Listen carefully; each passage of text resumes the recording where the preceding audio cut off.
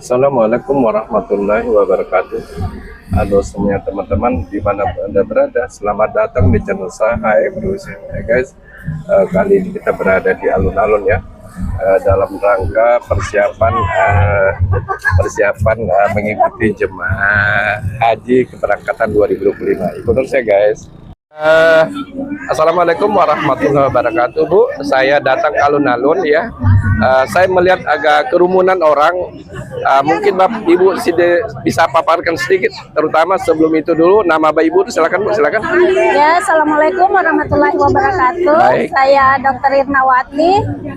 Insya Allah saya jadi dokter kloter pendamping calon jemaah haji yang dari provinsi Kalimantan Utara. Baik. Khususnya nanti Nunukan. Ini semua ini yang datang adalah calon jemaah haji yang akan berangkat tahun ini. Baik. Ini dilakukan latihan kebugaran. Tahu seberapa bugar mereka bisa beribadah di tanah suci. Kita tahu haji ini adalah ibadah fisik. Memerlukan tubuh yang fit untuk melakukan ibadah, baik itu ibadah wajib maupun ibadah sunnah. Nah, ini sebelum mereka berangkat untuk dilatih, dan ini juga dilakukan pemeriksaan tekanan darah, gula darah untuk memastikan ini jamaah yang beresiko tinggi. Jadi ini bisa diantisipasi dari awal, bisa membawa obat-obatan dari Indonesia untuk bekal di tanah suci. Diharapkan nanti insya Allah semua jamaah ini bisa melaksanakan ibadah dengan sempurna, dan pula menjadi haji yang mabrur. Insya Allah, amin. Ya, baik. Kemudian jemaah diperkirakan dari Kabupaten Nunukan mungkin berjumlah berapa Bu? Dari Kabupaten Nunukan? Untuk Kabupaten Nunukan sendiri ada sekitar 109 orang, termasuk yang dari Sebatik. Oh, yang Sebatik Bu ya. Untuk keseluruhan dari kloter 5 BPN itu se-Kalimantan Utara tergabung dari 5 kabupaten kota, itu sekitar 357 jamaah. Oh gitu, baik. Termasuk di luar petugas kloter ada 4 orang. Ada 4 orang. Kloter, pembimbing ibadah, dokter dan 1 perawat. Oh gitu Bu ya. Iya. Oh gitu ya. Jadi hari ini pemeriksaan meningitis Bu ya. Ini belum, ini latihan kebugaran. Insya Allah besok dilakukan vaksin meningitis dan polio. Baik. Dan insya Allah kan pemberangkatan untuk dari Nunukan tanggal 10 Mei. 10 Mei Bu ya? Iya, 10 Mei gitu. Dan rencananya pelepasan oleh Bupati itu tanggal 6 bulan 5. Iya, oke. Makasih Bu. Iya, makasih banyak. Assalamualaikum. Waalaikumsalam warahmatullahi wabarakatuh. Nah, ini guys, kali kita berada di alun-alun ya, di mana hari ini dalam pemeriksaan keberangkatan haji ya. Nah, ini nomor urut yang di dada ini Ibu adalah 34 ya. Nah, orangnya. Kemudian di sini bagian registrasi kesehatan barangkali seperti itu mungkin. Nah, ini guys, semua peserta jemaah haji yang akan berangkat tahun 2025 ini ya, di alun-alun di mana hari ini dilaksanakan pemeriksaan kesehatan ya, mungkin terutama seperti ini. Ini mungkin darah ya, mungkin apa golongan darah maksud saya ya, apa asam urat apa gimana. Nah, ini para peserta semua ya. Kemudian ini sebagian ya, ibu-ibu dan bapak-bapak juga. Ini juga ibu, insya Allah akan berangkat tahun 2000. Sehat. Nah, seperti bahan ini yang digunakan dalam pemeriksaan apa ini Pak? Lab ya? Golongan darah? Oh gitu, vaksin. Baik Pak. Oh vaksin ya, vaksin meningitis siapa ya? Oh baik Pak. Baik. Di baju kuning ada pas itu Kak Mila? Ya. Mana minta di? Ini kegiatan hari ini akan dilaksanakan vaksin meningitis ya guys. Adalah tujuannya mencegah penyakit setelah tiba di Arab Saudi. Ini kegiatan hari ini dari peserta jemaah haji reguler keberangkatan 2025 ya, seperti ini. Ini petugasnya. Ini yang sudah diperiksa seperti ini. Akan ditimbang juga, timbangan seperti ini. Ya, bahannya seperti ini guys.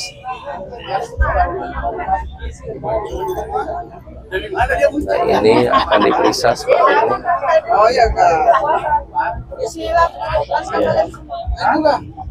Jadi ini akan diambil sampelnya, sampel darah bu,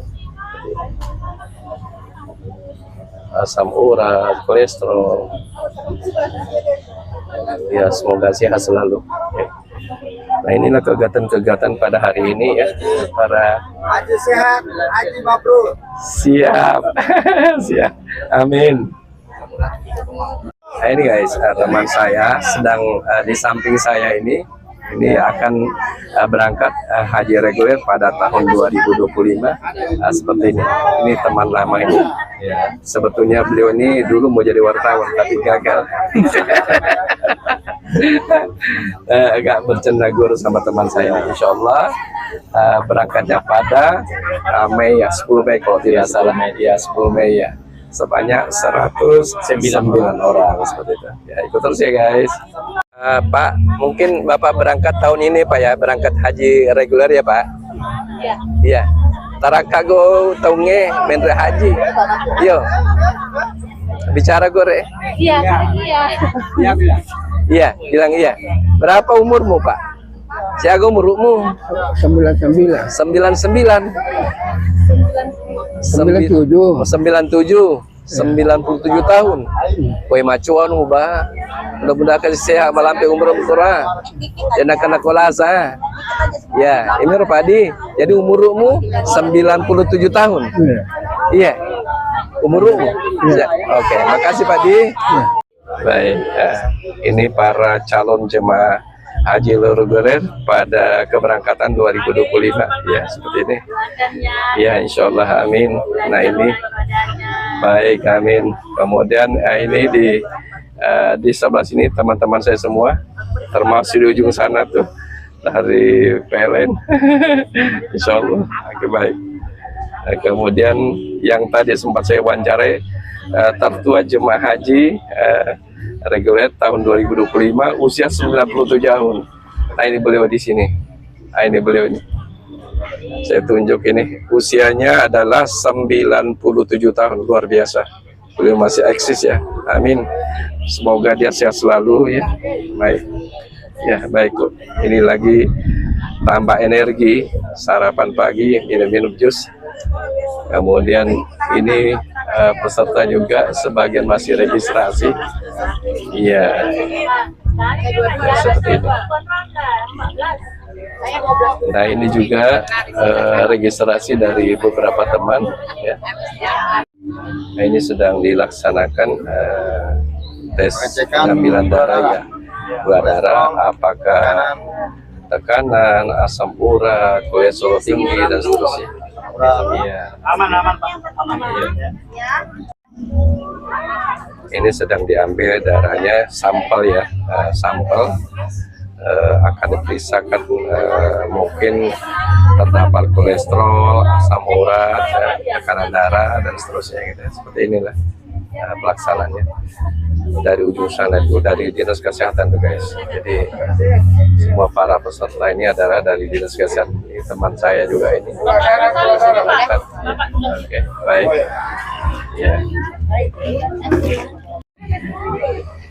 Sehat ya Bapak Ibu ya, meskipun ada naik-naik sedikit, naik-naik banyak, tetap harus dikasih enak itu masalah.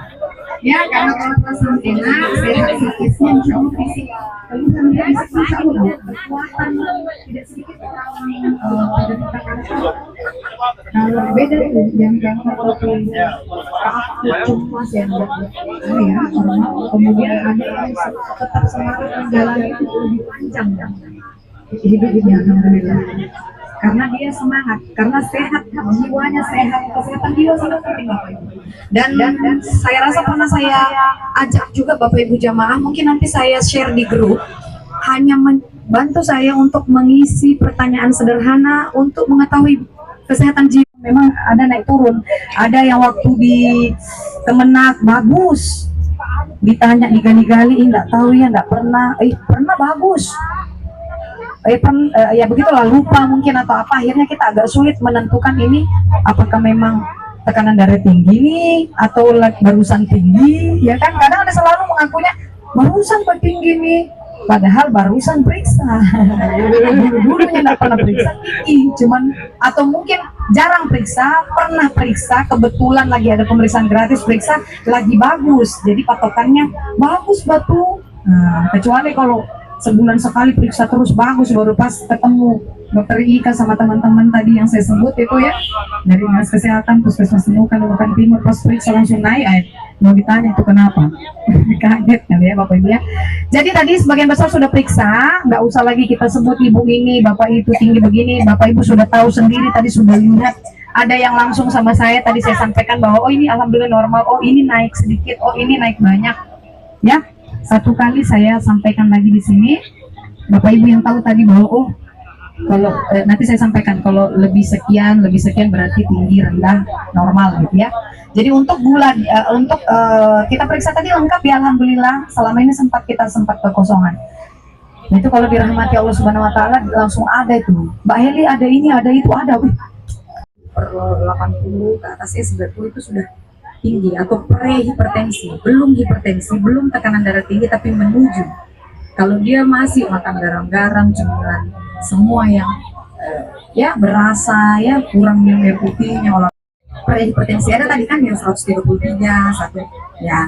Kemudian yang 140 dikatakan tinggi itu 140/90. Ya, 130 tadi menuju. Tapi kalau kita pola hidup sehat, cepat kita sadar, masih bagus lagi terus, dia bisa turun lagi atau stabil Bapak Ibu ya. Tapi bukan kabar buruk untuk yang sudah menderita tekanan darah tinggi atau gula darah tinggi, itu tetap bisa hidup sehat enak juga. Tapi bagaimana caranya ya, di rem-rem itu dibatasi, yang nasinya dulu sebanyak apa sudah kurang porsinya, sayurnya banyakin ya, buah juga harus dipilih-pilih, kayak durian tinggi gulanya. Siapa tahu ada mau wacana ke Bati, padahal kami baru mau panggil dokter Ika, tak jadi. Ya durian kayak gula, ya semangka juga lumayan tapi masih bisa ya. Ya itu ya, yang bisa Bapak konsumsi sehat tuh kayak alpukat. Memang nggak ada untuk gula darah. Nah, ada gula darah puasa, ada gula darah sewaktu. Jadi tidak habis makan, habis sarapan, tidak puasa sejak malam, mungkin sedikit satu permen tadi. Saya tidak makan dok, tapi satu permen itu nggak puasa namanya. Tidak lebih dari 126 Kalau lebih dari 126 berarti tinggi dia. Kadang kan ada, saya nggak puasa, makanya tadi malam ada yang bilang, kita kalau report baru kita, saya nggak paksa, kalau nggak bisa puasa juga nggak apa-apa, lebih baik puasa, tapi kalau nggak bisa nggak apa-apa. Tapi nanti tinggi gula saya karena saya nggak puasa, beda tingginya puasa, beda tingginya tidak puasa, jadi nggak usah takut. Beda tingginya puasa, beda tingginya tidak puasa ya. Jadi kalau lebih dari 126, kalau bisa targetnya gula darah puasa itu kurang dari 126 ya. Kalau yang normal gula darah sewaktu ya tidak lebih dari 200, tidak lebih dari 200 ya. Kolesterol apa kabar? Nah, Lebaran berlalu, Ramadan berlalu ya, banyak tinggi di kunjungan pasien kita, banyak Bapak Ibu, tapi tidak sedikit ya, alhamdulillah. Habis kayak macam dapat rapotan bagusnya. Saya sampai lagi gula darah sehat. Nah, kalau perempuan normalnya 6. Perempuan normalnya 6. Lebih dari 6 tinggi. Tapi tidak semua juga lebih dari 6 tuh ada yang merasakan kram. Ada juga kan ya Bapak Ibu, kram-kram pas periksa normal. Ya, nggak usah kaget karena memang itu sudah menuju, belum aja. Memang masih angkanya normal tapi sudah merasakan ya. Kita ukur diri kita saja, oh iya keringat tiap hari ini dikurangin itu, atau di makanannya yang tak bosan-bosan saya ingatkan, rebus kukus panggang, browsing internet menu rebus kukus panggang yang enak, jadi tetap enak sehat juga gitu ya Bapak Ibu ya. Hey guys, kita sekarang berada di alun-alun ya, di mana hari ini ada pemeriksaan kesehatan haji yang akan berangkat 2025 ya, tahun ini ya. Seperti di belakang saya ini dipaparkan oleh seorang dokter Ika ya, menyampaikan tentang pentingnya menjaga kesehatan, apalagi nanti setelah tiba di tanah suci ya. Dan mensarankan bahwa banyak minum air putih, kemudian kurangi nasi, perbanyak sayur dan buah-buahan, itu supaya menjaga kesehatan kita selama di tanah suci ya. Nah, begitu dia nanti setelah tiba di dua tanah suci, Mekah dan Madinah, itu perbanyak minum air putih, walaupun belum haus, sudah harus meminum air putih, terutama memperbanyak minum air zam-zam ya. Di mana zam-zam itu mengandung vitamin yang sangat dibutuhkan oleh tenaga kita, seperti itu. Nah, ini di belakang saya ini para jemaah calon jemaah haji reguler keberangkatan 2025 ya. Ini belakang saya ini guys. Nah ini masih Dr. Ika memberikan satu paparannya tentang kesehatan selama melaksanakan ibadah haji seperti itu. Inilah. Nah, ini masih di belakang saya ini. Terus ada keterangan-keterangan oleh Dr. Ika. Nah, ini di belakang saya ini Dr. Ika ini. Nah, ini di belakang saya Dr. Ika.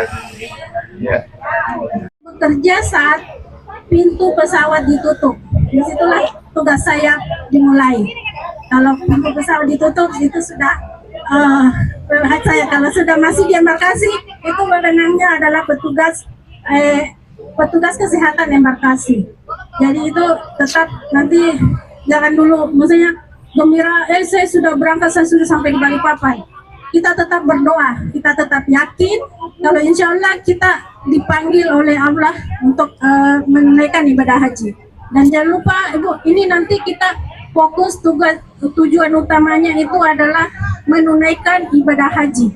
Lihat itu harus tahu yang mana rukun haji. Jadi kalau memang tidak sanggup untuk melaksanakan ibadah sunnah, itu tidak masalah ya, jangan dipaksakan. Ini kan kita nanti berada di Madinah selama 8 hari. Banyak orang yang mengejar arba'in ya, mengejar arba'in. Itu kalau hotel kita dekat dengan Masjid Nabawi, alhamdulillah mungkin ada bisa sampai 100 meter atau apa. Kalau jauh, memang sih paling kalau di Madinah itu 500 meter ya.